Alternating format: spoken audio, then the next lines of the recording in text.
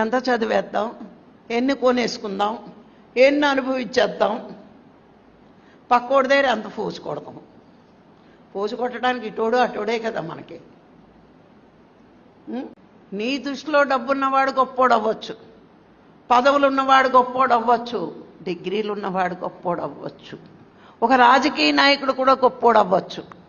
కానీ భగవంతుడి దృష్టిలో తానెవరో తెలుసుకున్నవాడే గొప్పవాడు. ఆయన దృష్టిలో అది ప్రిఫరెన్స్. మనము సరి అయిన సాధన చేసి సరి అయిన గురువాక్యాన్ని అమలులో పెట్టుకోగలిగితే మనకు సహకారిగా ఉండమని ప్రకృతిని పంపిస్తాడు. దిక్కుమాలది ఇదేమన్నా పేపర్ కొని రాసేయడవా?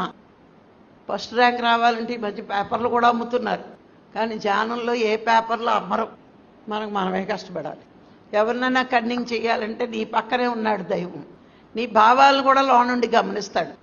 ఇలాంటి ఆలోచనలు వద్దు అని చెప్పడు, ఆయన కంప్యూటర్లో ఫీడ్ చేస్తూ ఉంటాడు చక్కగా.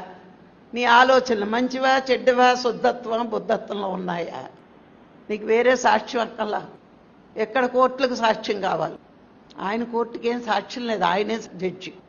ఇది ఎప్పుడు ఎందుకు మనం రోజు ఇట్లాంటి విషయాలు చెప్పుకోవాలి అంటే మరిచిపోయి ఈ మేనుకు ప్రాధాన్యం ఇస్తామేమో అనే ఈ జ్ఞానవంతమైన విషయాలు పదే పదే పదే పదే మననం చేసుకోవాలి.